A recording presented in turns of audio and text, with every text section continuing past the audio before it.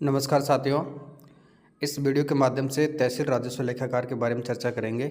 जैसा कि आप सभी को पता है कि आपका फाइनल रिजल्ट कर्मचारी चयन बोर्ड द्वारा जारी कर दिया गया है। 179 पदों पर आपका रिजल्ट जारी किया जा चुका है और बाकी के जो 19 पद हैं उनका रिजल्ट का कार्य अभी डीटीए द्वारा जो डॉक्यूमेंट्स में प्रॉब्लम थी उनको सॉर्ट आउट करने का कार्य किया जा रहा है। वो कार्य जल्द कर लिया जाएगा और उसके पश्चात में जो बाकी सीटें हैं उनका रिजल्ट भी जारी कर दिया जाएगा। और 179 सीटों का जो रिजल्ट आपका जारी किया जा चुका है उसके संबंध में रिकमेंडेशन कर्मचारी चयन बोर्ड द्वारा राजस्व मंडल अजमेर को भेजी जा चुकी है, यानी 19 दिसंबर को रिकमेंडेशन भेज दी गई थी।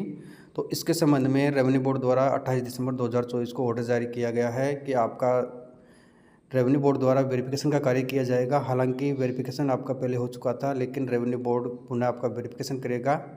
यानी अब इसके संबंध में बात करेंगे कि आपका वेरिफिकेशन कितनी तारीख को होगा, कितने कैंडिडेट का किस पारी में होगा, कितने दिन चलेगा, और उसके साथ में आपको जो डॉक्यूमेंट्स तैयार करने हैं वो किस प्रकार से तैयार करने हैं, कौन कौन से करने हैं। ठीक है, देखिए फर्स्ट बात करते हैं कि आपका जो वेरिफिकेशन का कार्य साथियों वो 8 जनवरी से लेकर 9 जनवरी तक होगा। यानी 11 बजे से लेकर 5 बजे के मध्य आपके जो डॉक्यूमेंट्स है उनका मूल वेरिफिकेशन किया जाएगा। ये रेवेन्यू बोर्ड अजमेर में किया जाएगा। अब इसके संबंध में आपको क्या क्या सावधानियां रखनी है, क्या क्या ध्यान रखना है, तो इस संबंध में साथियों आप जो वेरिफिकेशन करवाने जाएंगे रेवेन्यू बोर्ड अजमेर में, उसके संबंध में आपको किसी प्रकार से कोई भी टीए या यात्रा भत्ता देय नहीं होगा। तो आपको सर्वप्रथम अभ्यर्थी को ऑनलाइन विस्तृत आवेदन सह परिनिरीक्षा प्रपत्र में समस्त दस्तावेजों की स्वप्रमाणित प्रति एवं जमा फीस की प्रति प्रिंट कर दस्तावेज सत्यापन के लिए अपने साथ में लाएगा। यानी जो आपका परिनिरीक्षा फॉर्म था उसके साथ में आपके जितने भी डॉक्यूमेंट्स थे, क्लास 10th के थे, 12th के थे, आपका ग्रेजुएशन का था, पीजी का था, आपका कंप्यूटर सर्टिफिकेट था, आपके और भी कोई भी कास्ट सर्टिफिकेट था, खेल प्रमाण पत्र था, दिव्यांग का था, एक्सेट्रा जो भी हो, सभी डॉक्यूमेंट्स आपको साथ में लेके जाने हैं, ओरिजिनल प्लस उसकी फोटोकॉपी। अब उसमें शैक्षणिक योग्यता में आपको आयु चाहिए, जाति, मूल निवास, चरित्र, विशेष योग्यजन, विवाह, खेल, राष्ट्रीयता, सेवारत होने संबंधी मूल प्रमाण पत्र। यानी कोई भी साथी ऑलरेडी गवर्नमेंट जॉब में है तो उसके संबंध में उनको एनओसी लेके जानी पड़ेगी, और स्वयं का पहचान पत्र एवं नवीनतम पासपोर्ट साइज़ की 2 फोटो आपको लेके जानी होगी। नेक्स्ट आपको लेके जानी है ई आधार कार्ड, आपको डाउनलोड करना है, वो क्यूआर कोड वाला होना चाहिए और उसकी फ़ोटोकॉपी आपको लेके जानी है। विस्तृत आवेदन पत्र के साथ में प्रमाण पत्रों एवं दस्तावेजों की स्वप्रमाणित प्रति क्रमांक का अनुसार आपको संलग्न करनी है। सर्वप्रथम आपको 10th का लगाना है, 12th लगाना है, ग्रेजुएशन का लगाना है, पीजी का लगाना है, जो भी आपके सर्टिफिकेट है वो क्रमानुसार आपको अंकित करने हैं।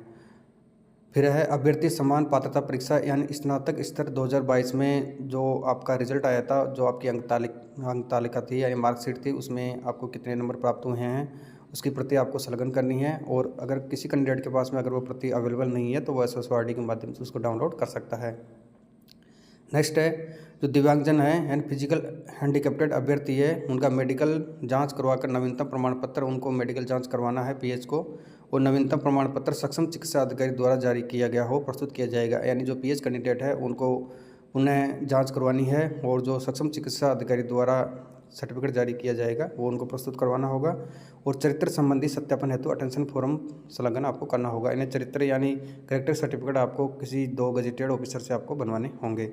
यानी ये कार्य आपको करना है और इसके रिगार्डिंग ये कार्यक्रम रेवेन्यू बोर्ड द्वारा जारी कर दिया गया है। यानी क्रमांक संख्या 1 से लेकर 100 तक का तो वेरिफिकेशन 8 जनवरी 2025 को होगा, और क्रमांक संख्या 101 से लेकर 179 तक का वेरिफिकेशन 9 जनवरी 2025 को रेवेन्यू बोर्ड अजमेर में होगा।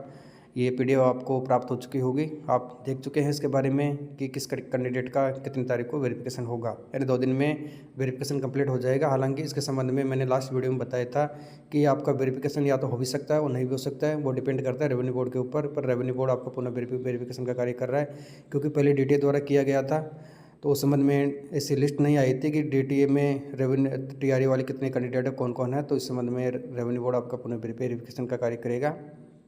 अब ये कार्यक्रम आपका 2 दिन का है, 8 और 9 जनवरी को ये कार्यक्रम जारी किया गया है, जिसमें इस लिस्ट के माध्यम से बता रखा है कि 1 से लेकर 100 तक का जो क्रमांक संख्या है उनका वेरिफिकेशन 8 जनवरी 2025 को होगा, और 101 से लेकर 179 तक जिनका सीरियल नंबर है उनका वेरिफिकेशन का कार्य 9 जनवरी 2025 को होगा। अब आगे बात करते हैं साथियों कि वेरिफिकेशन कंप्लीट हो जाने के पश्चात में आपकी नियुक्ति कब तक होगी। देखिए वेरिफिकेशन का कार्य 2 दिन में कंप्लीट हो जाएगा।